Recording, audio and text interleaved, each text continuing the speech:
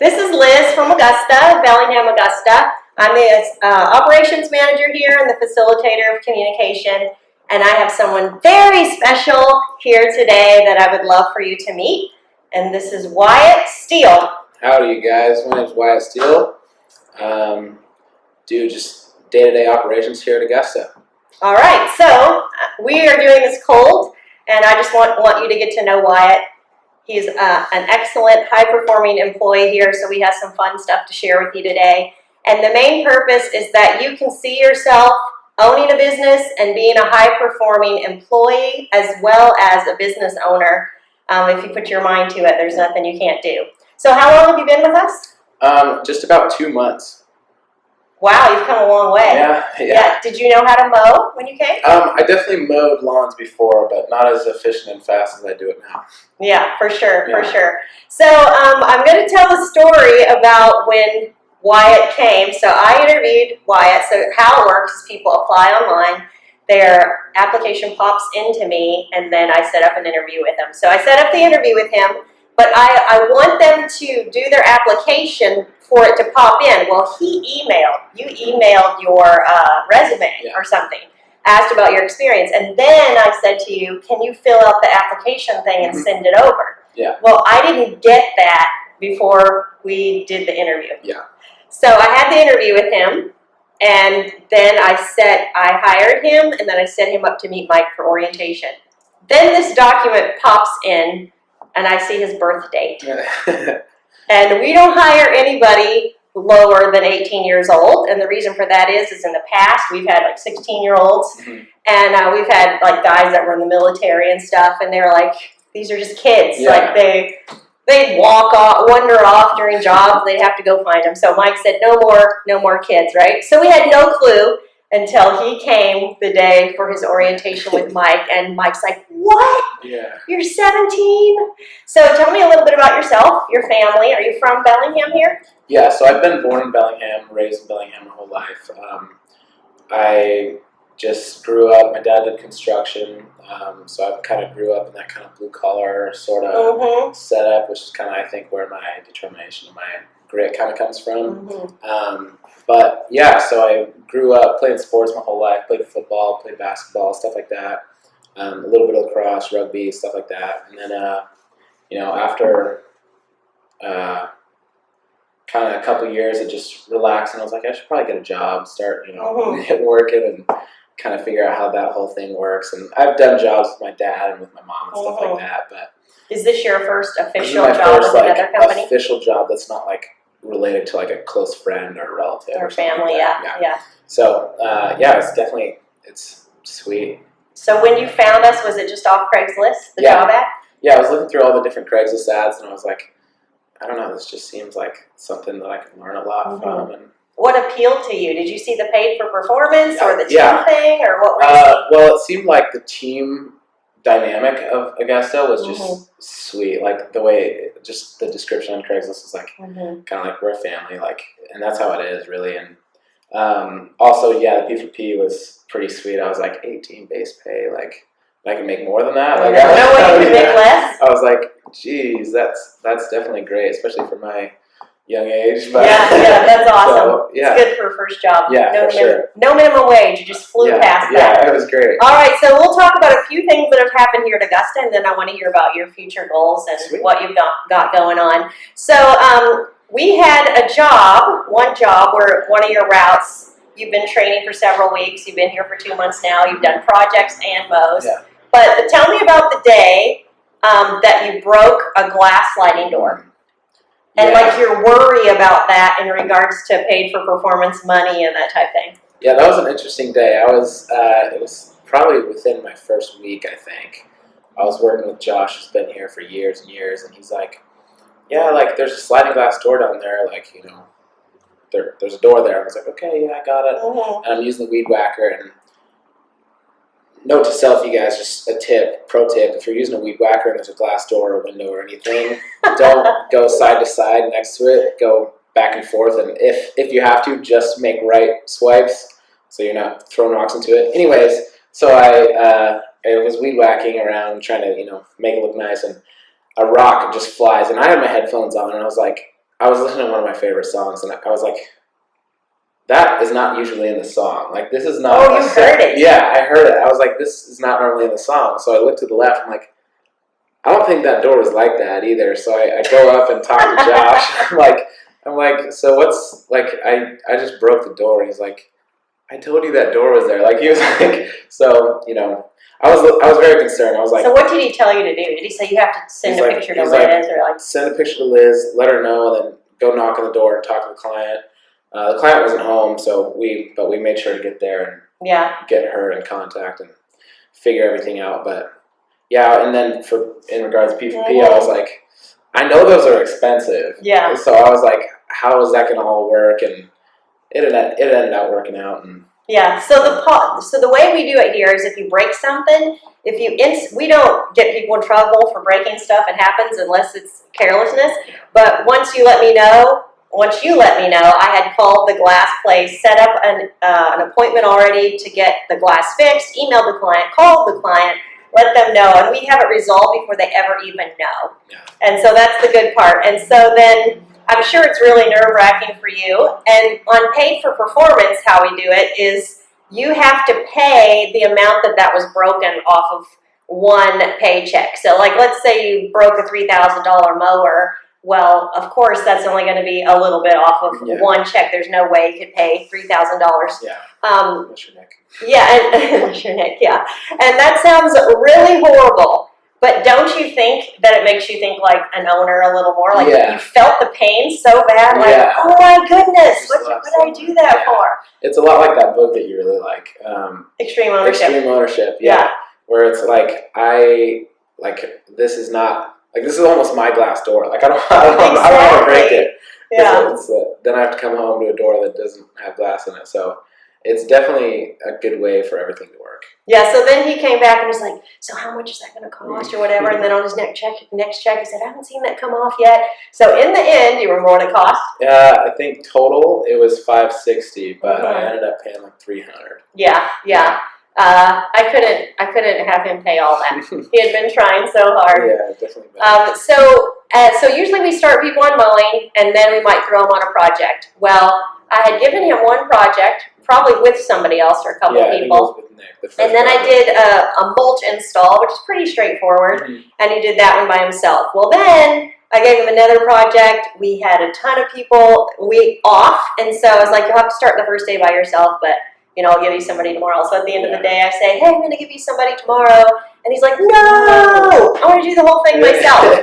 So what was involved in this project? I feel like I've done that multiple times. But there was, I think, the one you're talking about, I had to do. I'm talking about the long one. Okay, so it was a 32-hour job, which is normally like 3-4 days or something like that. 2 days for 2 guys, or one guy would be 4 days. 4 days. So I was, I had to complete. There was a bunch of beds that I had to, make immaculate basically, and then put mulch on it. After raking it out, put mulch down, and then I had to create over here to the left of the property. I had to create a new edge because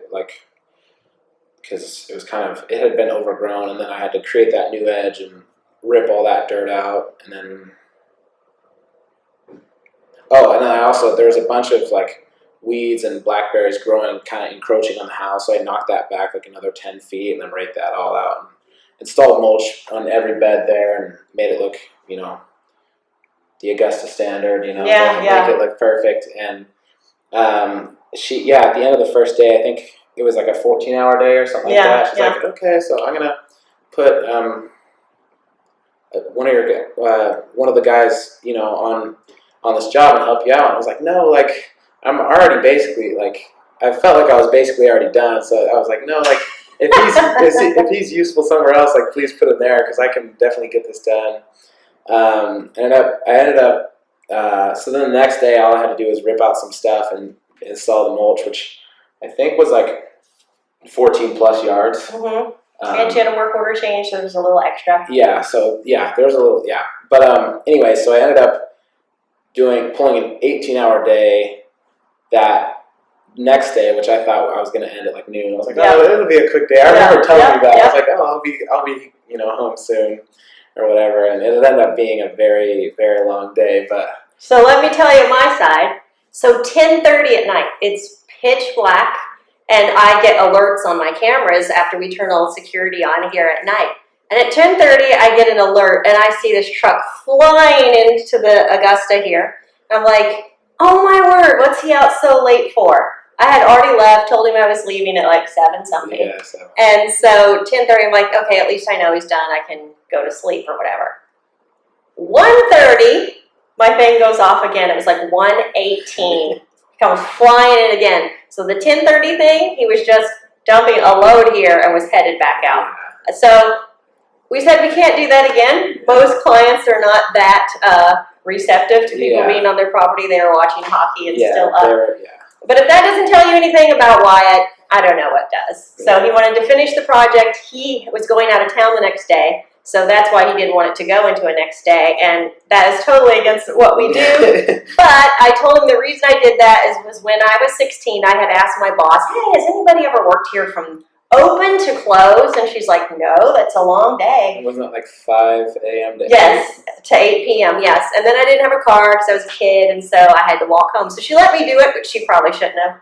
And so I thought, if you're up for the challenge, I never forgot that I could pull that off and that nobody else had ever done it.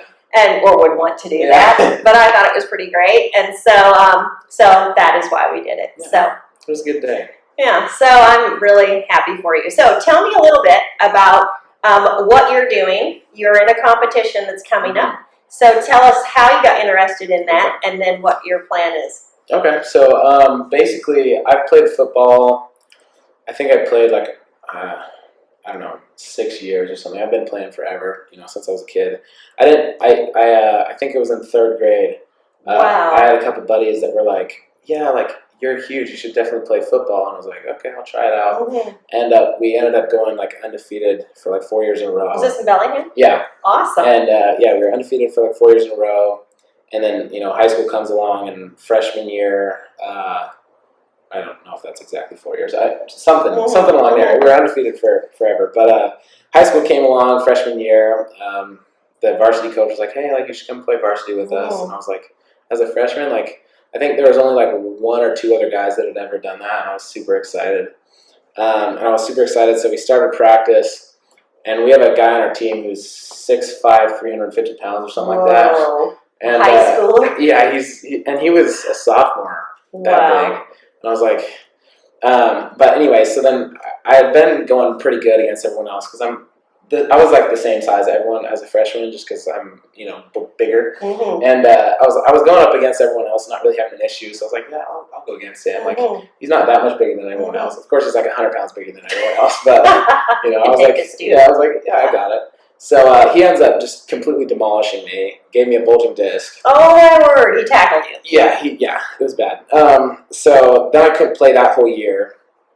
And then I had started playing. I had started lifting, like probably end of 7th grade, just to get better at football. So I started doing that, and I'd been doing that for now 3 years, I think, like something like that. Not super serious for the first 2, but beginning of freshman year and all of freshman year, I was super serious. Wait, no, I got injured sophomore year.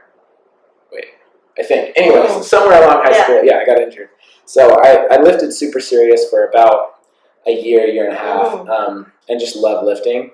Waking up early every morning, going and working out with the coach and everything. And then I got injured, couldn't play anymore. They're like, yeah, like, you can, try. And I kept coming back and being like, yeah, I think I'm ready to go, and then re-injuring myself. Oh man, how disappointing. Yeah, because I really wanted to play. So then I was like, all right, I'll probably call it, see what happens. But I really like lifting, so I'm gonna continue to lift. So then I, continued to lift, continued to get bigger. People kept saying like, hey, like, you look really big. Like, what are you doing different? Like, I just started like lifting more seriously. And then just beginning of this year, like I think it was end of December actually, I was like, I want to actually, because my chiropractor is a bodybuilder. Oh, cool. Yeah, she's crazy good. But she was like, yeah, dude, you should try it. Like, here's my trainer's number. Here's this. I was like, sweet. So I called them up, and they're like, yeah, dude, like, you're probably the youngest guy we've ever trained, but like, yeah, for sure, let's do it. So I started, and about 8 months. How does that work? So do you go 3 times a week? So I'll work out 6 days a week, take Sunday off, and then I eat like 6 meals a day. And do they design your meals with your macros and meals, supplements, workouts, everything? Yeah, it's sweet. So anyways, I bulked up. The heavy side bend is like 220 probably. And he's like, yeah, like this is your bulk plan. Just stick to it, you know. And it was clean. I was eating chicken and stuff, so it was just a lot of food. So I got up to 253. And that's about the time I got hired here. I think I was 253. And so I just started my cut, like when I got hired, like 2 months ago. So now I'm like 224, or well, 220. So I've lost like 33 pounds. Yeah. That's crazy. Yeah. So here's my question in our business. Because there are landscapers like that we've had come here for our conference, and some of them are bodybuilders too. Would probably be interested in this. So if they're watching your micros and your macros, and do you do weigh-ins every time? Yeah, every Sunday. And do you see, how many times a week do you see them? The trainer? Yeah. So we'll do like, so he lives in Spokane. So we'll do every weekend, we, you know, exchange. Do you go down? Oh, it's okay. So he puts together your plan and you do it. Yeah. Okay. So then every month he adjusts the food and my workouts based on like, you know, how my body's adjusting to them. And then like we'll do like video calls type of thing to like make sure everything's going good, and then I'm not, you know, photoshopping my pictures to him and stuff like that, you know, make sure everything's legit. Right, so like if you're on a mowing route, so it's not really intense cardio for long periods of time. So like you mow, you get in the truck, and you go to the next one. Yeah. But then on a landscaping job, if you're shoveling cobbles all day, you're going to have such a large amount of calorie burning. Yeah. And then we've had days like that you've been here and you're like, I did not bring enough food today. Like I'm starting to cut, but I'm so hungry. I feel shaky. Yeah. So how does he's not here. Yeah. So do you report back to him? Like these are the kind of jobs I'm doing. This is how I'm feeling. Yeah, he definitely asked me how I feel. And just so that day, the weekend after that project, I went to Spokane and actually like met him and met up and everything. And he's like, yeah, like if I would have known you were doing 14-hour days that consistently, like I probably wouldn't have been giving you like an hour of cardio every day. I was like, oh. So so was he concerned that like you're working so hard to bulk up and that it would eat into the muscle because you were doing so much cardio now? Well, once I had started working, I had started my cut, so he was really happy. Oh, okay, he was happy with that. Okay. So he was excited, and he's like, yeah, like honestly, you don't need to do as much cardio, and like you're kind of like the lawn care stuff that you're doing is a lot more cardio than what I thought you were doing. So, you know, that's why you look so good. And honestly, like, there have been days where I haven't been able to go to the gym just because of how long days or, you know, other stuff like that. And I still look better than I ever have, like, just because of the, you know, the work and the cardio that I get during the job. So it's been a good thing. Yeah, it has been a very good thing. You're working out and trying to fit all that in. Yes, for sure. That's good to know. So, is your competition a weightlifting competition or is it a bodybuilding competition? It's bodybuilding. For physique? Yeah. Okay. So I go up on stage and pose and, you know, all that stuff. And it's on October 24th. I think it's called Night of Champions in Spokane. So very cool. I'm super excited. Is it going to be on TV? Probably not. Well, it's the biggest show, like, it's kind of like the beginning, like... The beginning of a bodybuilding career? Yeah, right? It's like the big show of the beginning of the year. Like, it's the first big show of the year type of thing. So, it'll be big, but I don't know if it'll be broadcasted. And because of the coronavirus, it was moved from when? September? It wasn't moved. I had one. I was going to do 3 in a row. I was going to do October 3rd, October 24th, and November 15th. But the one October 3rd got canceled because of COVID. And then the one November 15th is still kind of up in the air. But that's pretty cool. Yeah. And the reward awards for that, what is that? Cash rewards or? Well, you get. I mean, depending on how good you do, there's trophies that are like this. Oh yeah, I've seen them. Yeah. And like most people, like the receptionist at the chiropractor that I was talking about, she brought home, I think it was like 8 trophies on her first show because she just killed it.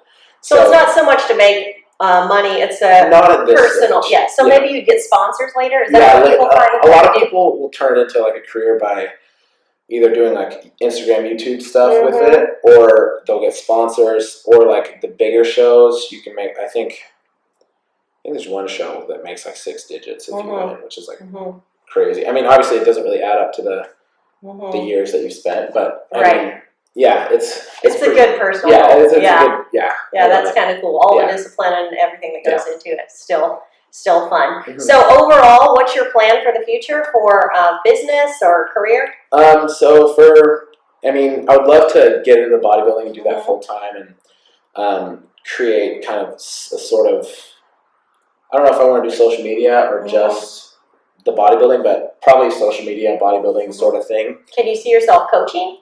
I could, yeah, I think so. And but the main thing that I'm doing is after high school. He's still in high school. I'm still in high school.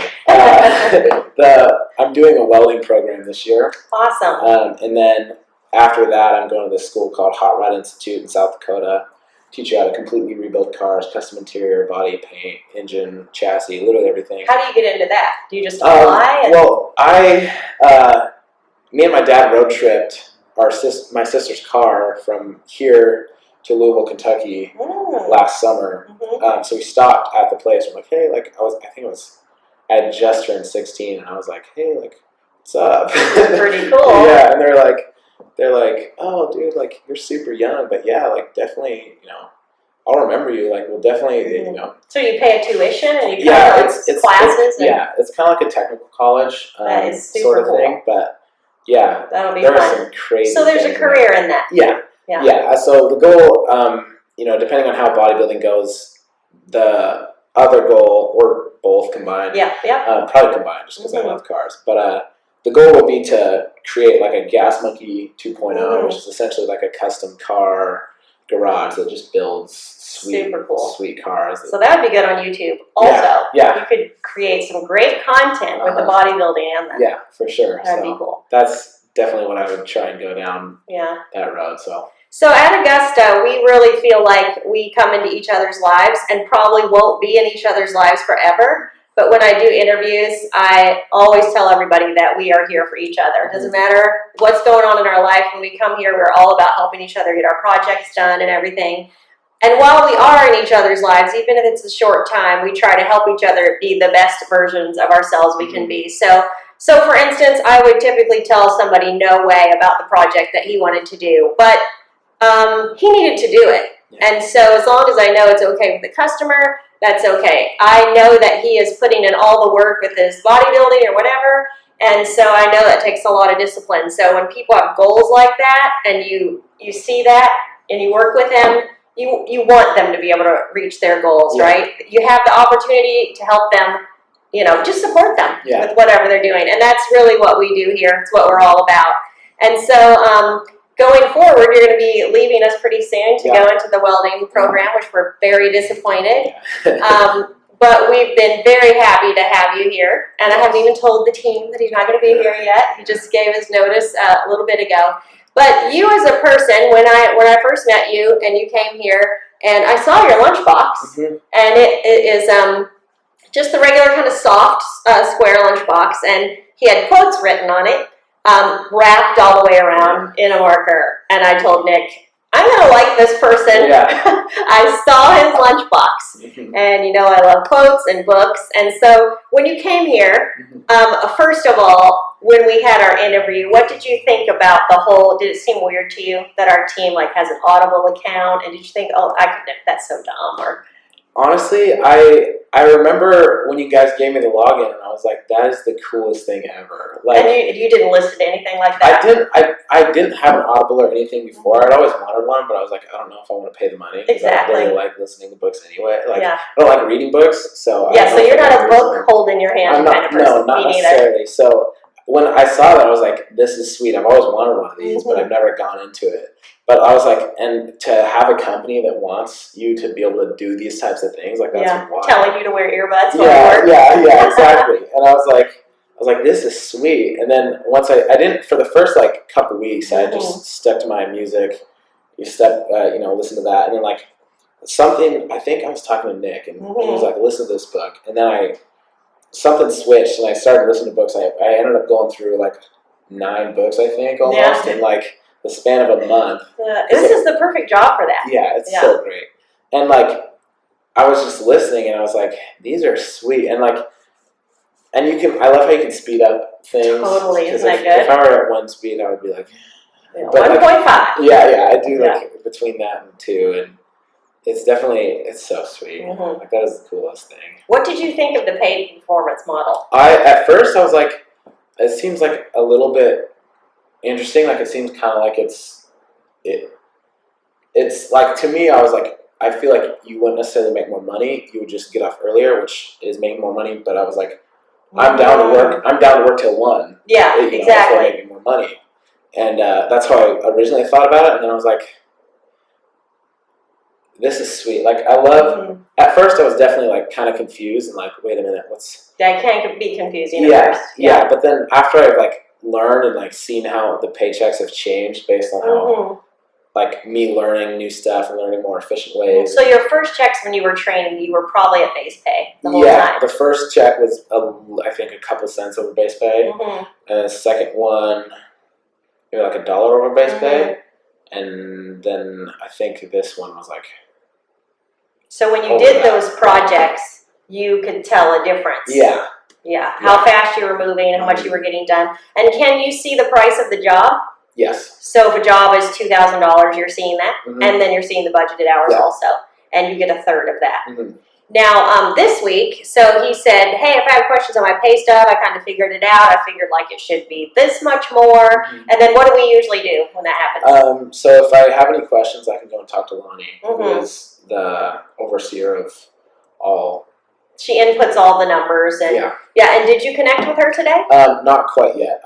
Because after I looked at it at first, when I just looked at it, I was like, seems a little low. But then after I like kind of figured out everything and re-looked at it, and kind of my dad looked at it, and we were like, that's actually pretty close to what I thought. It was, and knowing we took the 300 out for this time for the window, because we finally got that bill back, so that made more sense. Yeah, it made a lot more sense. Yeah, so what we do is we'll keep track of all the non-job, like profitable jobs that we do out on sites, and then the guys just write down anything they've done around the shop, and they get base pay for all of that.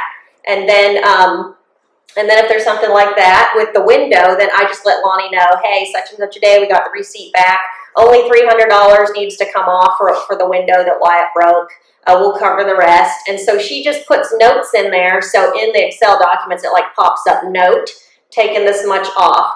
And let's say that Wyatt has to go back and fix somebody else's mistake. So let's say they did a job and then they went out of town and the customer called and complained and Wyatt had to go fix that. So 18 hours base pay, if it took him 30 minutes, then he'd get $9. So the driving time and everything. And then I just let Lonnie know, hey, Wyatt fixed so-and-so's yellow slip. He gets, half an hour, or he gets an hour and a half. Or Wyatt went and picked up mowers today. That took 45 minutes. He gets 45 minutes extra. So it's probably hard to remember all that from a 2-week span, right? If you ran errands or if something like that happened. So you could forget even if somebody corrected your yellow slip that something was taken off. So you don't really see any of that though until you check with Lonnie, right? So you wouldn't remember, but the app is now finished, version 2, and then the guys are going to get texts or emails every day, and they would see it every day, how much the profit brought in, right in time for you to leave. I know. You should say it. I could. So, so we'd love to have him back. We hope he comes back next summer. But we have so appreciated your time here. And like you as a person, like what really makes you tick or gets you out of bed every day, gets you going?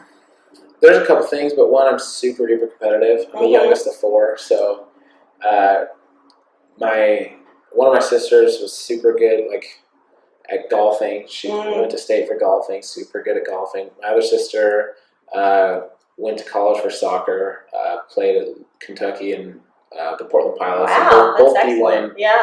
soccer. And then my other brother is just super competitive.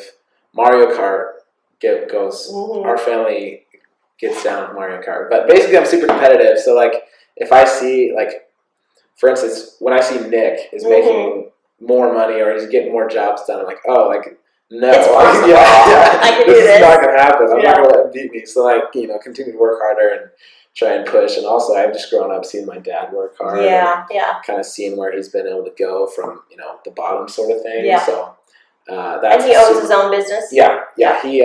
He's been doing hardscape for I think like 20 years. He's now like 50 or something. And once we found that out, we started recommending him. Yes. So I was definitely raised in that kind of like, if you want something, you got to go get it. And, this is how hard work pays off. All those things that are kind of sound cliche, but when you really look at them, like they're super true and super like kind of motivating to see like, you can go from where you are to where my dad is now just with hard work. Like, like it's crazy. And, that's super motivating to me. And I just love thinking about, all the things that are possible just by putting your mind to it and stuff. So your family's really supportive. Yes, very supportive. And close? Are they close? Yes. Yeah. Yeah, we're super close. That's awesome.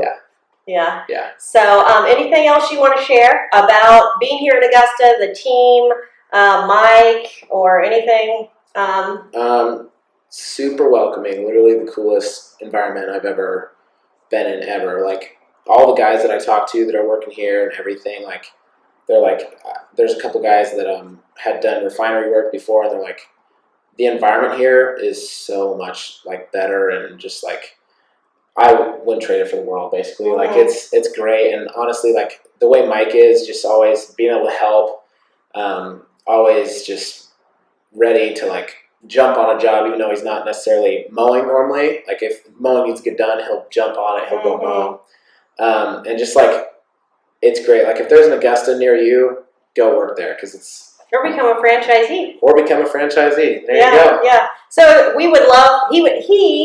Wyatt would be the perfect franchisee. There you go. We have some guys that used to work here and they moved away, just like Wyatt. And who would have thought a franchise opened near them? And now Riley is with Augusta again, which we're super happy about. Yeah. So you never know.